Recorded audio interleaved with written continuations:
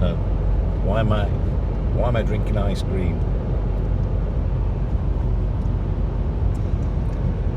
You got graze on your arm, didn't you? This is what happens when you go paramotoring.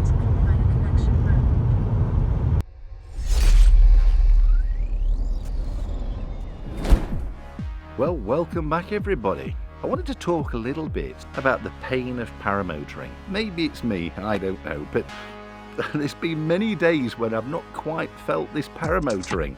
It's freezing cold and there's no heating in Paul's car. The windows fog up if you don't put the air conditioning on. Day 3, freezing. It's your own fault. You should have dressed for the occasion. Why is it always cold? I must be mad. It is freezing. Jesus Christ, it's 0 degrees. Fucking lens keeps fogging up. It's 6:30 in the morning. The sun is just coming up and I am freezing. This stupid paramotoring.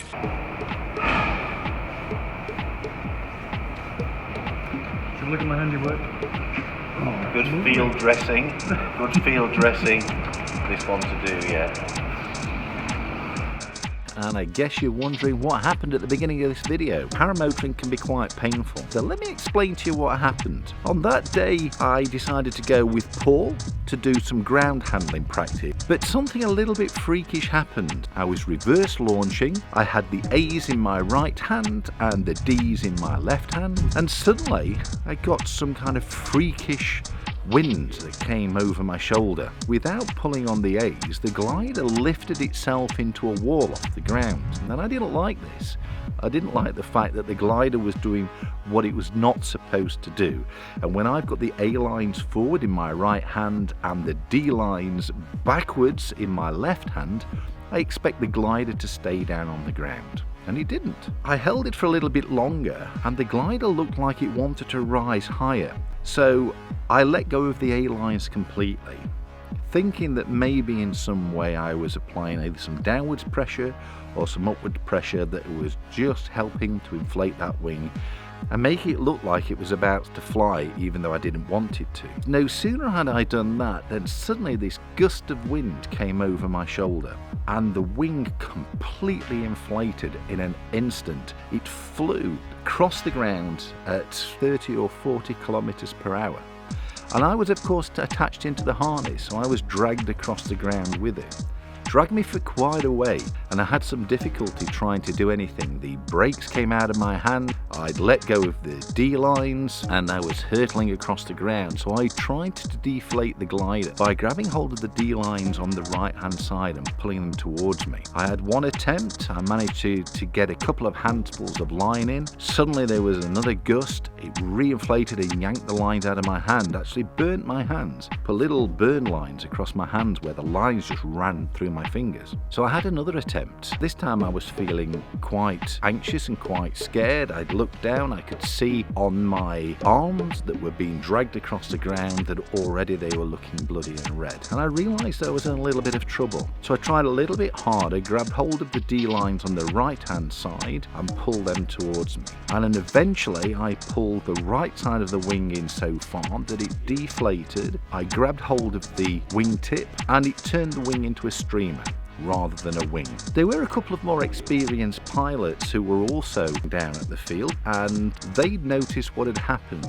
It turned out that this was quite a freakish accident that was caused by a dirt devil, and apparently one of these had actually passed across the ground and grabbed hold of the glider, and I got dragged with this dirt devil as it went across the ground. One of the experienced pilots down there said that in many years of flying he'd never ever seen anything like it. So I guess that's my bad luck, you know, and if there's going to be a little bit of bad luck there, I'm bound to be there. But it does happen, and it did make me reflect on what I could have done to prevent it, and I've thought long and hard, and I can't really think of a definitive way that I could have stopped that from happening. I did, before the wing actually flew, start turning around to turn the wing out of the wind and depower it, but it happened too quickly. The only thing on reflection that I think that I could have done differently was to wear better gear. Now, a lot of you guys out there, I've seen you on the videos, you're out flying in shorts and t-shirts. And that's great, you're experienced pilots, you don't experience many accidents or injuries, and you seem to get away with it all the time. But it's a little bit like motorcycles. You see, I liken paramotoring to the motorcycles of aviation, and I've ridden motorcycles for years too. And I don't fall off my motorcycles, but I still wear protective gear because I'm fairly sure that one day I might slip off that motorcycle. And it's amazing what a little bit of leather or Kevlar can do to protect your skin. And it's the same with the paramotoring. Now that's my reflection, that's my takeaway. So if I'd have been wearing my flight suit that you all laugh at, I would never have sustained that injury. And after all, we do wear helmets, so if you don't think you're going to have an injury, why are you wearing a helmet? Well, that's enough doom and gloom from me. Sorry to be so serious, I really did want to share that experience with you. And remember, paramotoring is safe most of the time. If you remember what you've been taught by a good quality instructor, you take your time and you're sensible. Well, it's 4:25 in the morning, 4:26 in the morning. It's freezing. We're at a petrol station and it doesn't work. And we're in the middle of nowhere. Past Rockhampton. $600 speeding, flying worse off. About to go paragliding on a full stomach. Nice glasses, Paul. Yeah, thank you for lending them to me.